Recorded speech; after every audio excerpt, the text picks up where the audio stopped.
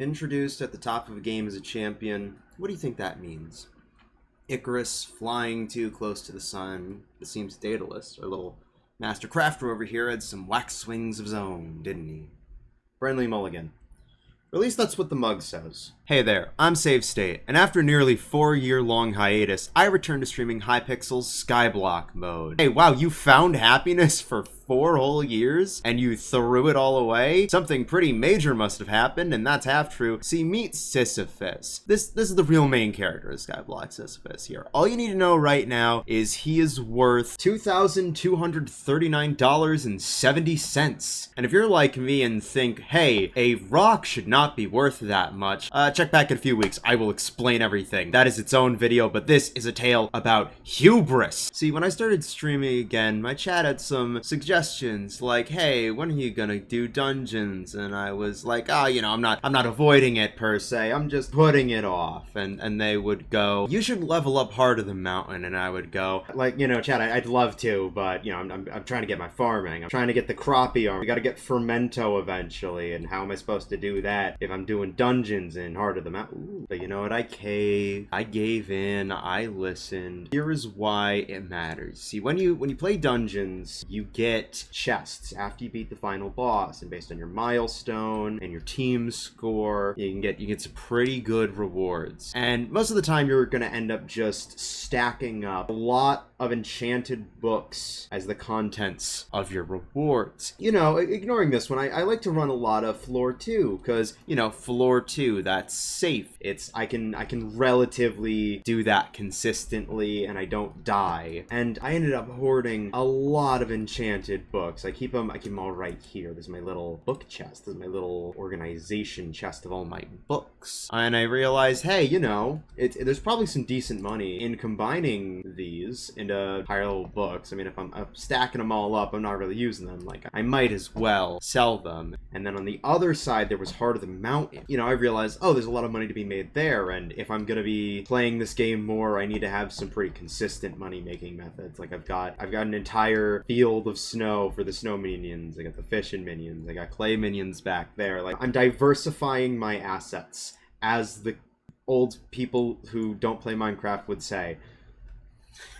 But, you know, I worked away at Heart of the Mountain. I was only, like, Heart of the Mountain level 2 when I got back into streaming. But, you know, I got it up. I'm ranked 4 now. Very happy about that, because I have more forge slots now. But I unlocked the crystal mining, and I got in there, and I realized, hey, like, oh, I've only got a breaking power 5 pickaxe. Clearly, I have progressed a bit more since I started writing this script. But it's like, oh, I only have a level 5. How the hell do I get breaking power 7? And, you know, I bought a Pico Nimbus. I've heard about the crystal runs. I haven't unlocked them yet because I don't know where the Goblin Queen is. I'm still looking for her. We'll figure it out.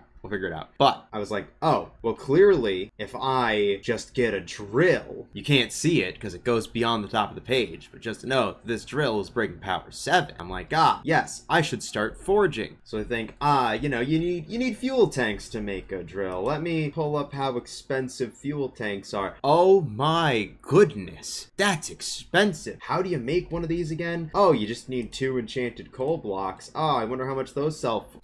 Well, if you only need 2 of those, and that's like, what, 130,000? And what's this? Oh, it's over 400,000.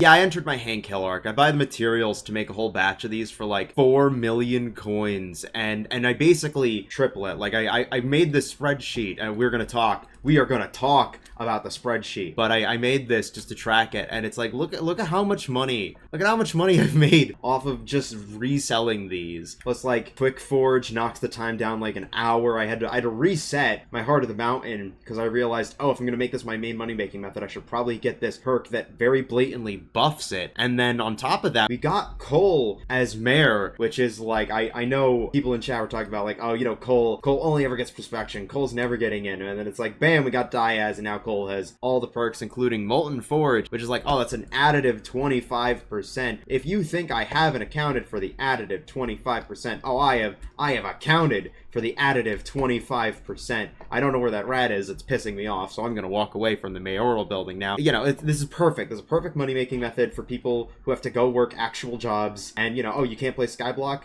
for 6 hours? Bam! Just slap it in there for 6 hours. And some of you more experienced players might be thinking, no, save, no, don't think your methods, they'll nerf themselves. But if there's anything I know about Skyblock's players, it's they hate waiting. Like, why? Why would you wait 6 hours to make like a couple million coins when, as you can see by the spreadsheet here, the price, it's been going down. This is over the last couple days. Over the last couple days, the price is basically like halved. Like, why would you wait 6 hours to make a few million coins when you could just like rake in dough farming scarf studies? Those always go for like 1.4 million. I mean, look at the votes. We're getting Aatrox. That we are getting Aatrox. The people are gonna be doing Slayer, if anything. Like let's see you wait like 8 hours for a few 100,000 coins because someone helped contribute to the stabilization of the fuel tank market. Like the price crashed before I even finished writing this paragraph. It was like a day ago these things were selling for like 800,000. It was so overpriced, but I made so much money. So I'm working away at the forge, which is to say I am shoveling materials into it and reaping the results. And I think, hey, I finally have time to organize the chest. And I'm looking at all of these farming books I've been picking up from the farming contests because I realized, oh, if I want to get gold, I know what plant I'm gonna go after. So I wonder what's the most cost-effective way to get it. Like, what's the best thing to sell? Like, is it better to just like wait until I've got all these melon books up to rank 5, or should I buy another one? And this was this is where things got a little wacky. You see, I graduated a few months ago with a bachelor's of science, and I got my degree in analytics, and what that means is that when I see a problem that involves data, Microsoft Excel calls to me like I am Norman Osborn. Anyway, I spent, 6 to 8 hours filling out a spreadsheet to show the approximate profit of every book you can buy on the Bazaar and combine into higher levels and put it all onto one tab, and also have it calculate a ratio to show me the chances of each book being profitable. Since I wrote this, I also added a page for the forge. I am completely normal about spreadsheets. Each page will show me what the most and least profitable options are. It's not a perfect system, but it serves me well. Unfortunately, it's prone to human error because I was chasing the biggest bag. I saw potential for profit. Hundreds of million coins in the specific book of Mana Vampire 8. Now, we're going to go to the Bazaar, and you're going to see the price is normalized. The price of Mana Vampire is stable now. Like, you can get it for like 30 million, but at the time, oh god, I wish I could show you. I wish I'd remembered to record it. Someone was like, yes, you can buy it for 200 million coins, and I saw that, and I didn't think at all, foragers. I thought, 200 million coins, this is going to be the easiest flip of my life. I'm going to be rolling in it. And then I spent 60 million coins, and I realized, why the hell would someone buy this if these two are, like, cheaper? Like, they've been around this price for, like, a week. They've dropped a bit, but they've been at about this price. So it's like, why would anybody buy 8 when the higher versions, which are better, are cheaper? Anyway, I was down to about, 10 million coins after my bank was at, 85 million coins, and I've lost more coins before. I've thrown myself off that mountain without really thinking about the consequences of that. It was a whole thing where I lost 100 million coins. It was fine. I'm okay. The medical bills were worse.